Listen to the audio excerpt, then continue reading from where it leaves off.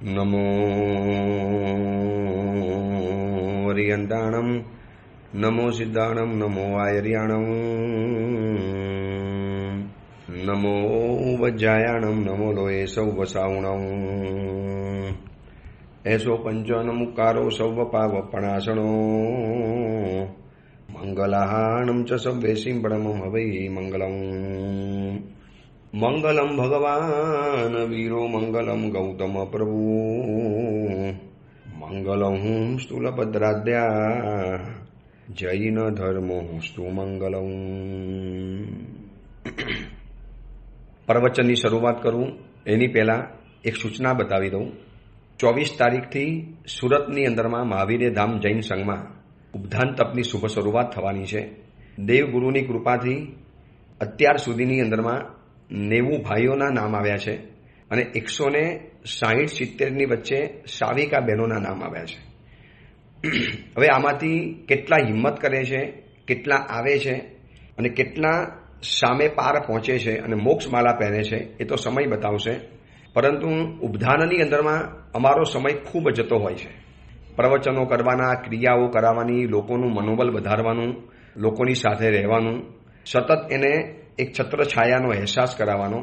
એટલે ઓડિયો પ્રવચન કરવાનો સમય લગભગ તો નહીં જ મળે. એટલે ઓડિયો પ્રવચનના શ્રોતાઓની માગણી એવી હતી કે ભલે પ્રવચન નવા ન થાય તો કોઈક પણ પ્રવચન ચાલુ રહે. એટલા માટે સાન્તાક્રુઝ સંઘની અંદરમાં ચાતુર્માસ કરેલું કોરોનાના સમયમાં, લોકડાઉનના સમયમાં, અને એ વખતે તરંગવતી સાધ્વીજી ભગવતના પ્રવચન શરૂ કરેલા. તરંગવતી ચરિત્ર એટલું અદ્ભુત આ ચરિત્ર છે. રોમાંસ, પ્રેમ પરીક્ષા, અગ્નિ પરીક્ષા, વૈરાગ્ય, સંયમ, મર્યાદા, આ બધાથી રંગીન અને સંગીન આ એક ભવ્ય કથા છે. પરમાત્મા મહાવીરના સમયમાં બનેલી આ સત્ય ઘટના છે.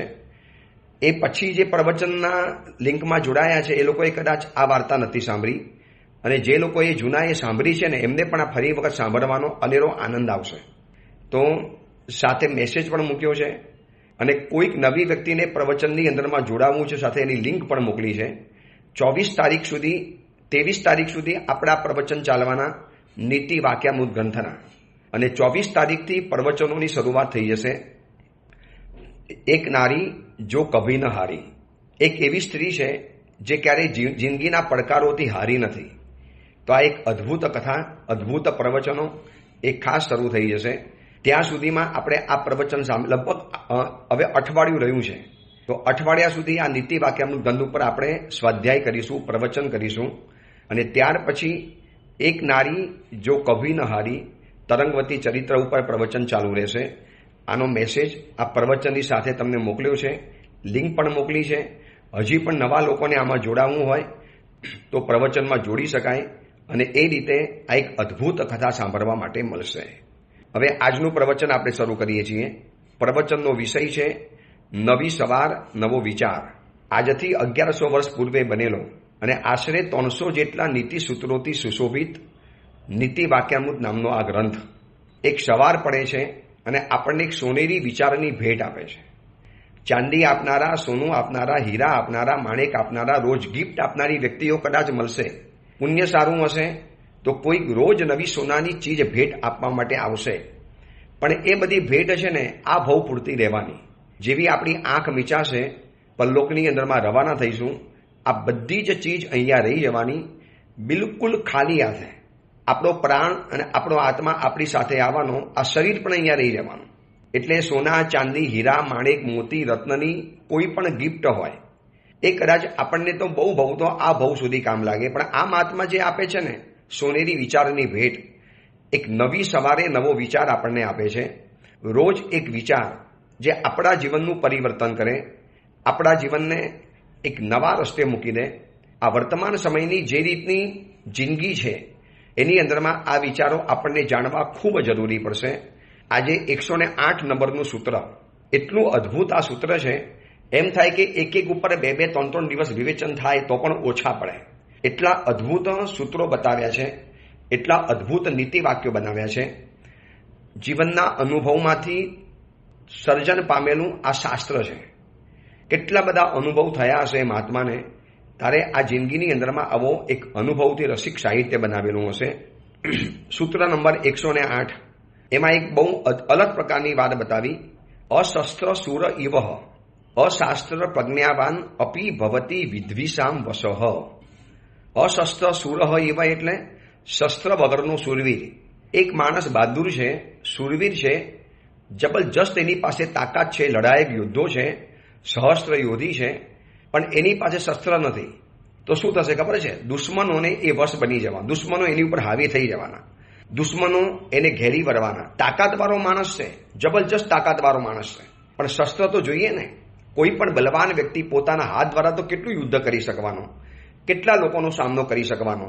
અરે 100, 200, 500 જણાને પહોંચી વળે, પણ સામે શસ્ત્ર ભંડાર લઈને ઉભેલા દુશ્મનો છે.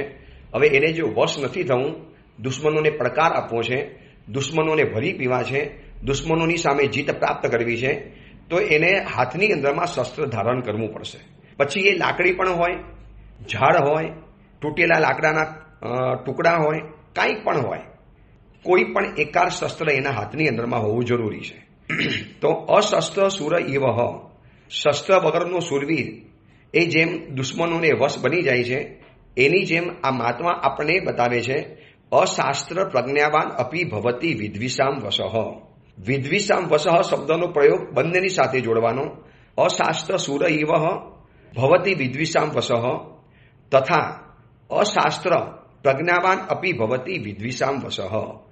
શસ્ત્ર વગરનો શૂરવીર માણસ જેમ દુશ્મનોનો ભોગ બની જાય છે, એવી જ રીતે શાસ્ત્ર વગરનો બુદ્ધિશાળી માણસ, એક માણસ મહાવિચક્ષણ છે, બહુ બુદ્ધિમાન છે, એક બુદ્ધિનો ભંડાર છે, બુદ્ધિનો બિરબલ છે, પણ એને શાસ્ત્ર તો ભણવા પડશે ને. શાસ્ત્ર ભણશે તો જ એની બુદ્ધિ કસાવાની, બુદ્ધિ કામ લાગવાની, બુદ્ધિ પરિકર્મિત થવાની, બુદ્ધિ વિશિષ્ટ બનવાની. એટલે શસ્ત્ર વગરનો શૂરવીર જેમ શત્રુઓનો ભોગ બની જાય છે, એમ શાસ્ત્ર વગરનો બુદ્ધિમાન પુરુષ એ પણ દુશ્મનોનો વશ બને છે. હવે બહારના દુશ્મનો તો આપણને ખબર છે, ચલો કે કોકરી સાથે ઝઘડો થયો અને એ ઝઘડાની અંદરમાં એ વ્યક્તિ 10 જણાને લઈને આવી અને દરેકના હાથની અંદરમાં તલવાર છે, આયુધ છે, બરછી છે, ભાલા છે, ચાકુ છે, કાંઈ પણ લઈને આવ્યા છે, હોકી સ્ટિક છે, સાયકલની ચેન છે. તો એની સામે શૂરવીર માણસે પણ શસ્ત્ર પકડવા પડે, નહીતર એમને લડવા જાય, શૂરવીર હોવા છતાં પણ એ દુશ્મનોનો વશ બની જાય, દુશ્મનોનો ભોગ બની જાય.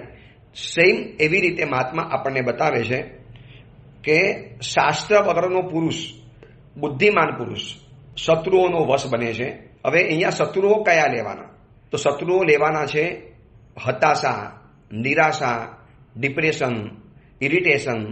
એમ થાય કે મરી જવું, જિંદગી નથી જીવી, કેમ મારી સાથે જીવનમાં આવું થાય છે, કેમ બધું મારી સાથે જ ખરાબ થાય છે, કેમ બધા મારી સાથે ઝઘડે છે, હું આટલો સીધો માણસ છું, હું આટલો સીધો માનવી છું, તો કેમ બધાની સાથે મારે ઝઘડા થાય, અથવા તો બધા મારી સાથે ઝઘડે છે જ કેમ? આજે ઘણા લોકોની આ ફરિયાદ છે અને એના કારણે લોકો એટલા બધા દુઃખી છે, એટલા બધા હતાશ છે કે રોજના પેપરોના કિસ્સા વાંચો ને, આપઘાત કરવાના કિસ્સા, એમાં આ જ છે સમજણનો અભાવ છે અને બુદ્ધિમાન પુરુષ આપઘાત કરીને દુનિયામાંથી ચાલ્યો જાય છે. અરે મોટા મોટા બિલ્ડરો હોય, મોટા સંત મહંત હોય, તમે એ પણ સમાચાર વાંચ્યા હશે કે સંત મહંત અને મુનિ મહારાજો પણ આપઘાત કરી લે છે. હવે ભાઈ પ્રજ્ઞાવાન માણસ છે, બુદ્ધિશાળી માણસ હતો, ભણેલો ગણેલો હતો, એજ્યુકેટેડ હતો, ડિગ્રીધારી હતો, પછી કેમ આવા આપઘાત કરી નાખે છે? મુંબઈમાંથી એવા સમાચારો અમે જાણ્યા હતા જ્યારે ચોમાસું હતું ત્યારે મુંબઈની અંદરમાં, કે ડોક્ટર બનેલી જૈન છોકરી, સારું કમાતી હતી, શ્રીમંત હતી, એને પણ વરલી સીલિંગ ઉપરથી સુસાઇડ કરી નાખ્યું. આવા તો કિસ્સા એક નહીં, રોજના હજારો કિસ્સા બને છે, હજારો. તમે આપઘાતનો ખાલી એક રેશિયો વાંચી લો કે માણસો કેટલો બધો આપઘાત કરે છે, કેટલા સુસાઇડના રસ્તે જતા હોય છે. તો આવું કેમ થાય છે? કેમ માણસ આ દુશ્મનોનો ભોગ બને છે? એના દુશ્મન એટલે શું? શાસ્ત્ર વગરનો પ્રજ્ઞાવાન માણસ દુશ્મનોનો ભોગ બને છે. તો અહીંયા દુશ્મન લેવાના છે આ બધું, અસમાધિ, પછી આર્ત ધ્યાન. હવે આ દુશ્મન છે આપણા, જો આપણે એને વશ બની ગયા તો એટલા ભયંકર કર્મોના બંધ થવાના.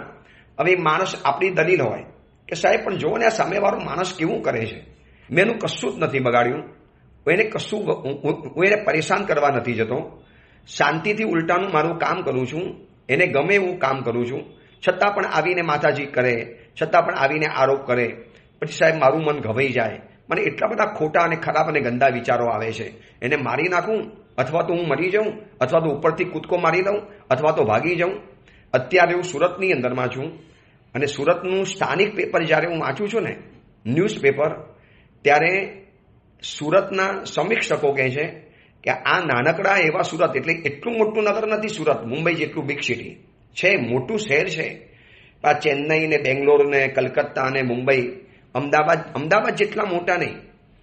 હવે આટલા સિટીની અંદરમાં રોજના 5 ખૂન થાય છે અને સરેરાશ રોજના 7 સુસાઇડના કિસ્સા બને છે. કેમ બને છે આવું? કેમ લોકોના મનની અંદરમાં આવા મરવાને અને મારવાના વિચારો આવી જાય છે? કેમ આવા દુશ્મનોના ભોગ બને છે? ક્રોધ પણ દુશ્મન છે, માયા પણ દુશ્મન છે, લોભ પણ દુશ્મન છે, આ પ્રતિકાર કરવાની ભાવના પણ દુશ્મન છે, વેરની લાલસા એ પણ દુશ્મન છે, આવી રીતે આપઘાતનો વિચાર આવો એ પણ દુશ્મન છે. દુશ્મન એટલે આપણી જિંદગી બગાડે એ આપણું દુશ્મન. તો શાસ્ત્ર નહીં ભણેલો પ્રજ્ઞાવાન વ્યક્તિ દુશ્મનોનો ભોગ બને છે. હવે આપણે એ જાણવું છે કે શું શાસ્ત્ર ભણ્યા પછી જીવનમાં દુઃખો નહીં આવે? આવશે. દુઃખો જબરજસ્ત આવવાના. અરે સૈનિક રાજા ઉપર પણ દુઃખો ઓછા આવ્યા હતા, પણ સૈનિક રાજા શાસ્ત્ર ભણેલો હતો.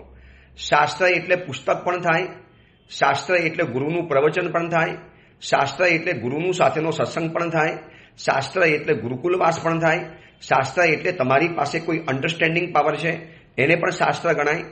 દુઃખના સમયમાં, તકલીફના સમયમાં, આપત્તિના સમયમાં, મુશ્કેલીના સમયમાં તમને જે ટકાવી રાખે એ તમારું શાસ્ત્ર, તમને જે સાચી સમજણ આપે. અને કહીને ભાઈ એમાં શું કામ મારે ક્રોધ કરવાનું, શું કામ મારે સુસાઇડ અને મરું મારવાના વિચાર કરવાના, શું કામ મારે એનું ખૂન કરવાના વિચાર કરવાના? આ ભાવમાં ખૂન કરીશ તો કોઈક ભાવમાં કર્મ બાંધ્યું માટે આ ભાવમાં દુઃખી થઉં છું, તો હવે આ ભાવમાં વરી પાછું આદત ધ્યાન કરીશ તો આવનારા ભાવમાં વરી પાછું નવું દુઃખનું રિઝર્વેશન કરવાનું. આના કરતાં હું શાંતિથી સમાધિથી સહન કેમ ન કરું? આ કહેવાય છે શાસ્ત્ર. આ શાસ્ત્ર યુનિવર્સિટીમાં નહીં મળે, આ શાસ્ત્ર કોઈ સ્કૂલ કોલેજમાં નહીં મળે, આ શાસ્ત્ર કોઈ ટ્યુશન ક્લાસીસમાં શીખવા માટે નહીં મળે. આ શાસ્ત્ર તમને કોઈ એઆઈ દ્વારા, ગૂગલ દ્વારા, યુટ્યુબ દ્વારા કે ટ્વિટર દ્વારા જોવા માટે નહીં મળે. એના માટે તમારે જીન વાણી સાંભળવી જ પડશે. આ સિવાય કોઈ રસ્તો જ નથી. જીન વાણી સાંભળવાનું સૌથી મોટું સુખ એ છે કે આવી તકલીફોના સમયની અંદરમાં એ આપણો દિલાસો આપવા માટે આવે, આપણને સાંત્વના આપે, આપણને સમજાવે કે દોસ્ત જીવન છે, આવું થયા કરવાનું, બહુ દુઃખી નહીં થવાનું, બહુ વિચાર નહીં કરવાનો, હાય હાય હવે મારું શું થવાનું, હવે મારું શું થવાનું. હું તમને આવા કહેતા હો તો 1,00,000 એક્ઝામ્પલ બતાવી શકું એમ છું કે જે શાસ્ત્ર નથી ભણ્યો એવો પ્રજ્ઞાવાન માણસ નાનકડી તકલીફની અંદરમાં સુસાઇડ કરીને અથવા તો સામેવાળી વ્યક્તિનું ખૂન કરીને પોતાની જિંદગીને ખતમ કરી નાખી છે. દુશ્મનોનો ભોગ બની ગયો છે. દુર્ગતિ પણ દુશ્મન છે. નરક ગતિમાં પહોંચી ગયો છે, તિર્યન ગતિમાં પહોંચી ગયા. દુર્ગતિ માત્ર આપણી દુશ્મન છે. અને એવા તમને 1,00,000 પ્રસંગ બતાવી શકું છું કે ભયંકર વિતાડનારા હતા, પરેશાન કરવામાં કોઈ બાકી રાખનારા હતા નહીં, પણ સમજણ હતી, સાચી સમજણ હતી, એ જિંદગીની માંથી તરી ગયા છે. હું તમને પહેલું દ્રષ્ટાંત બતાવવા માટે માંગુ છું મદન રેખા મહાસતીનું. રોજ સવારના પતિકોણમાં આપણે ભરેશ્વરની સજ્જાઈ બોલીએ છીએ ને, એમાં બોલીએ છીએ મયણ રેહા દમયંતી. આ મદન રેખાનું ચરિત્ર પ્રત્યેક સ્ત્રીઓએ વાંચવા જેવું છે. ક્યારેક ક્યારેક આ ઓડિયો પ્રવચનમાં લેવાનું મન થાય છે. શું આ મદન રેખાની તાકાત, શું એની સમજણ, શું એની અન્ડરસ્ટેન્ડિંગ. આજે સ્કૂલ, કોલેજ, ટ્યુશન ક્લાસીસ કે મોટી મોટી ડિગ્રીઓ લઈને ફરનારી દીકરીઓ જોઈ લો, મોટી મોટી હિરોઈનો જીવનમાં નાની તકલીફ નથી આવી અને સુસાઇડ કરીને મરી ગઈ છે. તમે જો છો ને સંસારની અંદરમાં આખી ચેનલ મેં તમને એકવાર બતાવી હતી ઓડિયો પ્રવચનમાં એ કેટલી યુવાન અભિનેત્રીઓએ બસ સહેજ નાનકડી તકલીફ આવી, માત્ર મામૂલી તકલીફ, એને બોયફ્રેન્ડ છોડીને ચાલી ગયો, એને એકલતા પરેશાન કરી, એની મૂવીમાં નિષ્ફળતા મળી, એને હવે કોઈ પ્રોડ્યુસર રાખવા તૈયાર નથી, કોઈ એની સાથે સંબંધ રાખવા તૈયાર નથી, હવે મારું શું થશે, બસ આ અસલામતીની ભાવના અને સુસાઇડ કરીને મરી જાય છે. જિયા ખાન તમે નામ સાંભળ્યું હશે. આ તો હું તમને એક જ બતાવું છું. આવી તો ઢગલા બંધ હિરોઈન, હીરો જોઈ લો કેટલા બધા ખતમ થઈ ગયા. સુશાંત સિંહ રાજપૂત, કોઈ કહે છે કે ખૂન થયું, કોઈ કહે છે કે આપઘાત થયો, પણ થયું ને. કેમ થયું આવું? શાસ્ત્ર નથી ભણ્યા માટે. હવે આ વાત હું નથી બતાવતો, આ સોમપ્રભ સુરીશ્વરજી મારા સાહેબ કહે છે અશસ્ત્ર સુર ઇવ અશાસ્ત્ર પ્રજ્ઞાવાન ભવતી વિદ્વિષામ વસહ. કેટલું સ્પષ્ટ વાત જાહેર કરી દીધી કે શસ્ત્ર વગરનો શૂરવીર માણસ પણ દુશ્મનોથી ખતમ થઈ જાય છે. એવી જ રીતે શાસ્ત્રની સમજણ વગરનો, સમ્યક સમજણ વગરનો, અન્ડરસ્ટેન્ડિંગ પાવર વગરનો વ્યક્તિ આ દુનિયામાં દુશ્મનોનો ભોગ બને છે. આપણા દુશ્મન મેં તમને જે બતાવ્યા એ આર્ત ધ્યાન, દુર્ગતિ, ભવાંતરમાં તિર્યંજ ગતિ, નરક ગતિની અંદરમાં જવાનું, આ બધી જ આપણા માટે દુર્ગતિઓ છે. આર્ત ધ્યાન, અસમાધિ, મારામારી, ક્રોધ, વેર, આ બધું જ આપણું દુશ્મન છે. હવે એના ભોગ નથી બનવું તો શાસ્ત્ર ભણવા પડશે. શાસ્ત્ર એટલે કોકની પાસેથી સાચી સમજણ. તમે જે વિચાર ભણો, કર્મગ્રંથ ભણી લો, આ બધું ભણ્યા પછી મનમાં એક વિચાર આવશે, ભાઈ બગાડનારો મારો દુશ્મન નથી, મારું દુશ્મન હું જ છું. મેં જ ગત ભાવમાં કોકની સાથે બગાડ્યું છે, માટે આ ભાવમાં મને દુઃખ આવ્યું છે. મેં જો કોઈને દુઃખ ના આપ્યું તો મને પણ દુઃખ ના આવત. હું તમને આનું પહેલું દ્રષ્ટાંત બતાવતો હતો મદન રેખા મહાસતીનું. રૂપની અંબાર આ રાજપુત્રી છે. એના પતિનું નામ છે યુગબાહુ. એક દીકરો જન્મી ચૂક્યો છે, પોતે પ્રેગ્નન્ટ અવસ્થામાં છે.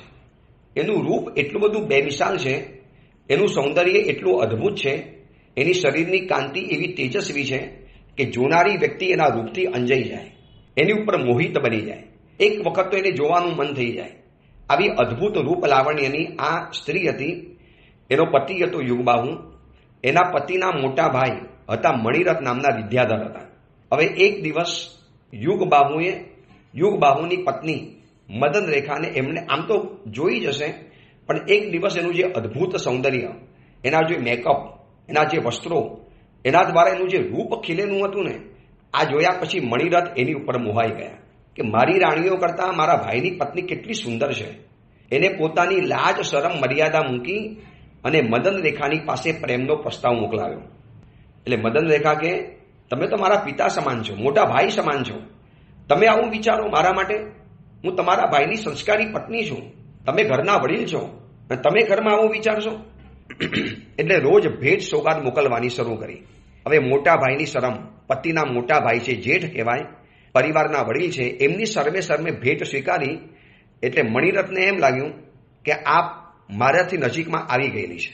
એમાં એક દિવસ એને ડાયરેક્ટ મદન રેખાને પૂછ્યું, તું મારી ક્યારે બનીશ? તું મારી બની જાને. એટલે કે ભાઈ તમારા ભાઈ છે, સમજો છો ને તમે, તમારા ભાઈની હું પત્ની છું. એટલે આને ઉલટો અર્થ એ કાઢ્યો કે જો જ્યાં સુધી યુગબાહુ હશે ને ત્યાં સુધી મદન રેખા મારી નહીં બને.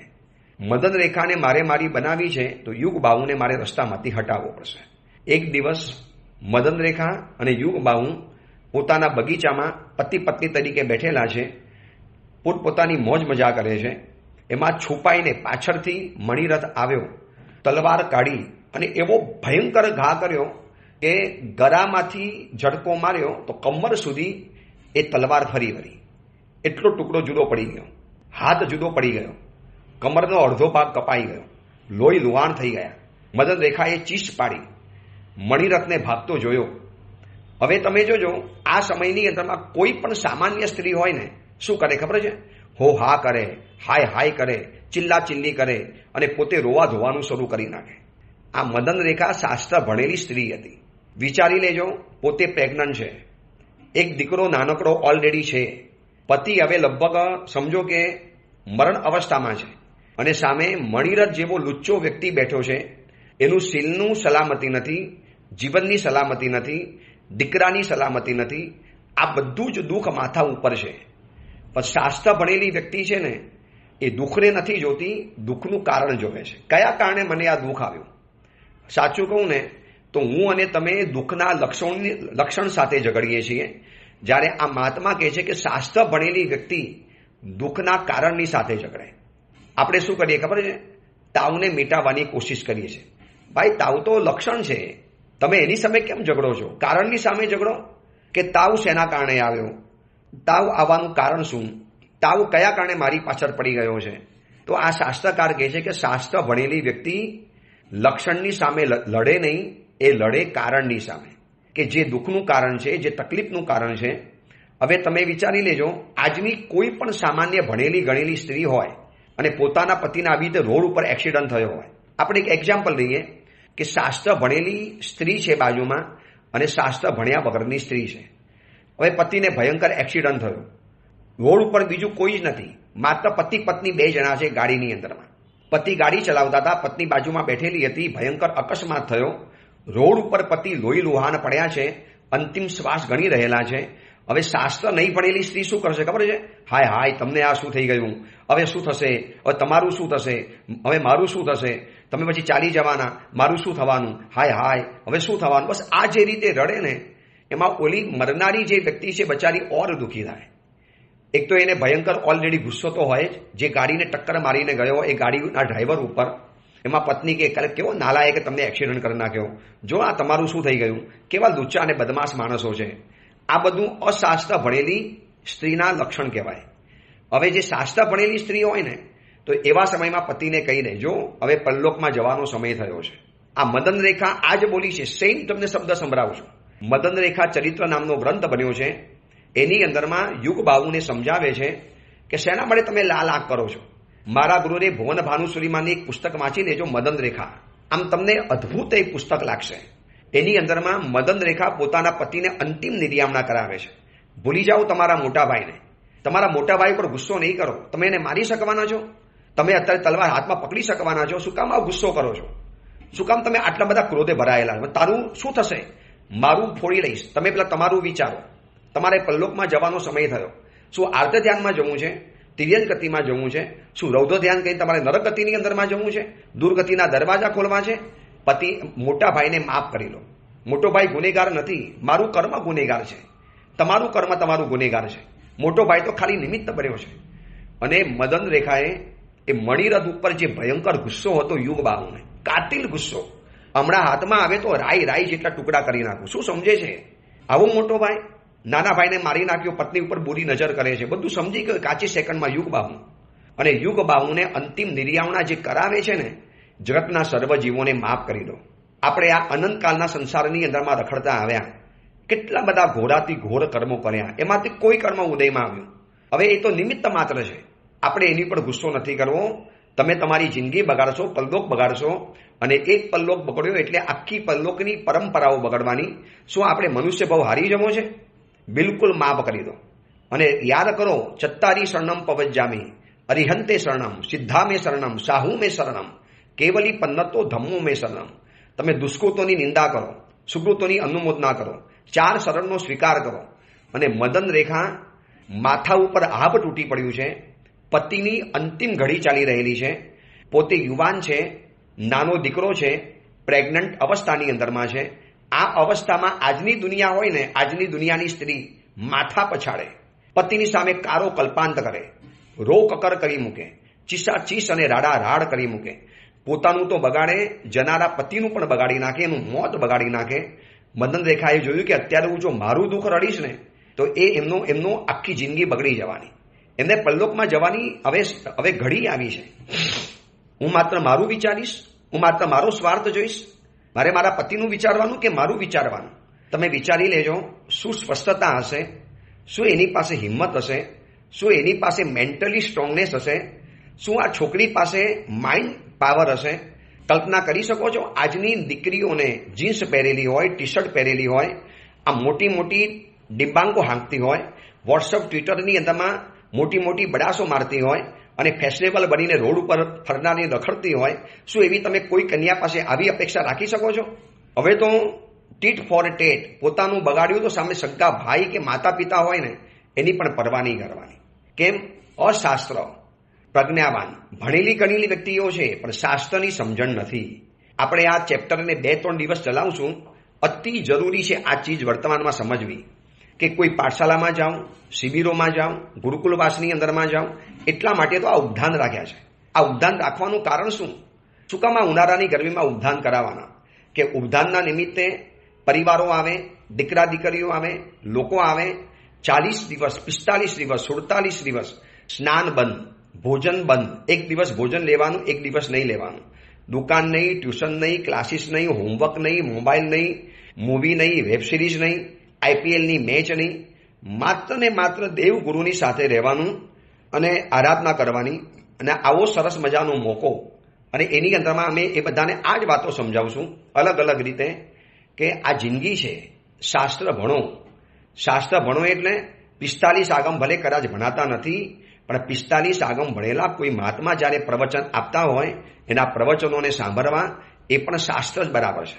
કોઈ મહાત્માનું સારું પુસ્તક વાંચો, કોઈનું જીવન ચરિત્ર વાંચો, એમાંથી તમને શીખવા માટે મળશે, એમાંથી મોરલ મળશે કે મારે મારી જિંદગી કેવી રીતે જીવવાય, મારે મારી જિંદગીને કયા રસ્તાની અંદરમાં લઈ જવાય, મારે મારી જિંદગીને કેવી રીતે મજબૂત બનાવાય.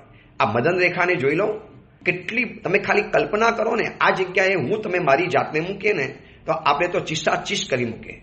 આમ રાડ કરીને પતિનું તો મોત બગડે, આપણે પણ બગડી જઈએ. હવે આ જો મદન રેખાએ આ યુગ બાહુને નિર્યામણા ન કરાવી હોત ને, કઠોર હૃદય પોતાની આવતીકાલ બિહામણી છે, એનું આવતીકાલ સામે બહુ મોટો ક્વેશ્ચન માર્ક છે. આ લંપટ, ક્રૂર, વ્યભિચારી અને વિલાસી એવા જેઠની પાસેથી પોતાને કેવી રીતે બચાવી, નાનકડા દીકરાના ઉપર જોખમ છે. આ તો પતિના મોટા ભાઈ છે, જે પોતાના સગા ભાઈને મારતા નથી અટકાયા. એ આવતીકાલે કહીને તારા દીકરાને મારી નાખીશ, મારા તાબે થઈ જા, નહીં તો તારા દીકરાને ટુકડા કરી નાખીશ, કહી શકતા હતા. અને એવા દિવસો આવ્યા પણ ખરા. મદન રેખા કે મારે આવતીકાલ નથી વિચારવી, મારે આજ જોવી છે. મારા પતિ અત્યારે પરલોકમાં જાય છે, પત્ની કાર્ય બજાવ્યું, પત્ની ધર્મ બજાવ્યો, માથા ઉપર પ્રેમથી હાથ પસવાદી ગઈ. બહુ વેદના થાય છે ને, આપણે નરકમાં બહુ વેદના સહન કરી, આનાથી ભયંકર વેદનાઓ સહન કરી. હવે ટૂંક સમય છે, બસ ભૂલી જાઓ આ વેદનાને. આપણે નરકમાં નથી જવું, આપણે તિર્યન ગતિની અંદરમાં નથી જવું. આ વેદના તો ત્યાં પણ બહુ સહન કરી છે. આ થોડી વેદના સહન કરી લો તો નરકની વેદનાઓ સહન કરવાનો વારો નહીં આવે. આ થોડી વેદના સહન નહીં કરો તો નરકની ભયંકર વેદનાઓ આવશે. સ્વામીનાથ, સાવધાન બનો, પરલોકમાં જવાનો સમય આવ્યો છે. સાવધાન, 4 શરણનો સ્વીકાર કરો, જગતના સર્વ જીવોને માફ કરી લો. બસ બધાના મનમાંથી બધાના માટેનું વેર કાઢી લો. વિશેષ કરીને તમારા મોટા ભાઈનું વેર મૂકી દો. બસ નૌકાર મંત્રને યાદ કરો. નૌકાર મંત્ર, ચત્તારી મંગલમ, ખામણા, નિર્યામણા, આ બધું જ એવું કરાવ્યું કે યુગ બાહુ થોડા સમયની અંદરમાં મરી ગયો. આંખની સામે પતિ મરી ગયો, મરીને સીધો દેવલોકની અંદરમાં દેવાત્મા તરીકે જન્મ્યો છે. કથા તો બહુ લાંબી ચાલે છે, ક્યાંકથી વાંચી લેજો. મદન રેખા ચરિત્ર આમ રોમની અંદરમાં જનૂન પેદા કરે. પણ કમનસીબી એ છે કે આજની યુવા પેઢી, આજની ઝેન્જી, એની પાસે ઉશ્કેરાટ છે, થનગણાટ છે, એની પાસે પાવર છે, એમની પાસે પ્રજ્ઞા છે, એમની પાસે બુદ્ધિ છે, એની પાસે આઈક્યુ લેવલ છે, એ બ્રિલિયન્ટ છે, એમની પાસે નોલેજ છે. પણ તકલીફ એ છે કે એમની પાસે અન્ડરસ્ટેન્ડિંગ નથી, સમજણ નથી. એના કારણે એટલા બધા દુઃખી થાય છે, એટલી બધી તકલીફોના ભોગ બને છે.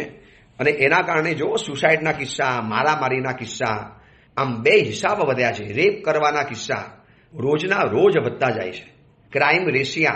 ક્રાઇમ રેટ રોજ વધે છે. રોજ અપરાધના કિસ્સાઓ વધતા જાય. હવે તો એ તો છોડો, ટીનેજ દીકરાઓ, સ્કૂલમાં ભણનારા દીકરાઓ પણ ખૂન કરવા મળે. તમે વિચારી શકો છો, હજી તો બાળક ઉગીને મોટો થાય છે, યુવાનીનો દોરો પણ નથી ફૂટ્યો. તમે સમાચાર બધા વાંચ્યા હશે, પેપરો દ્વારા, મીડિયા દ્વારા કે મોબાઈલ દ્વારા જોયા હશે. ન જોયા તો જાણી લેજો. અમદાવાદ, સુરત, આવી બધી સ્કૂલોની અંદરમાં હવે સ્કૂલની ગેંગ છે, સ્કૂલ ગેંગ. બોલો, સ્કૂલમાં પણ ગેંગ બની જાય. ભણવા માટે ગયા છે, આવતીકાલનો નાગરિક છે. આ નાગરિક આવતીકાલે દેશનું ભવિષ્ય બનવાનું છે. અને એ દીકરા દીકરીઓ સ્કૂલ લાઈફમાંથી વ્યભિચારના રસ્તે આગળ વધે છે. અને દીકરાઓ સ્કૂલ લાઈફમાંથી વ્યસન અને અપરાધની દિશાઓમાં ફંટાઈ જાય છે. કેમ આવું થાય છે? અશાસ્ત્ર. નથી પાઠશાલા જવાનો સમય, નથી અમારી શિબિરોમાં આવવાનો સમય, નથી એ લોકોને પ્રવચનમાં આવવાનો સમય. અને માતા પિતા ઘેલા છે, દિવસ રાત ટ્યુશન, ક્લાસીસ, બસ સવારે સ્કૂલ મોકલવાનું 7 કલાક, પછી દીકરો આવ્યો ન આવ્યો સીધો એને ક્લાસીસની અંદરમાં રવાના કરવાનો, વળી પાછો આવ્યો ન આવ્યો બીજી અધર એક્ટિવિટીમાં રવાના કરવાનો. અત્યારે મારી પાસે કેટલા માતા પિતાઓ છોકરીઓ લઈને આવે છે, સાહેબ ઉપધાન તો કરાવવા છે, હવે 10th શરૂ થઈ ગયું છે, 12th શરૂ થઈ ગયું છે. હું એમને સમજાવું કે 10-15 દિવસ સ્કૂલ જવાનું માંડી વાળો. અરે સાહેબ, પછી ભણવાનું કેવું છે ખબર છે ને આપને? સાહેબ ભણવાનું કેવું છે ને? તો પછી હું કહું, ભાઈ હું શું કરી શકું બોલો? અમે તો ખાલી એટલું કહીએ કે તમે હિંમત કરીને મોકલો. આ ઉપધાનની અંદરમાં એની જિંદગી સુધરી જશે, એનું ભવિષ્ય સુંદર બની જશે. પરંતુ આ સ્કૂલનું ચક્કર એવું છે કે એમાં ત્યાં તો કશું ભણાતું તો નથી જ.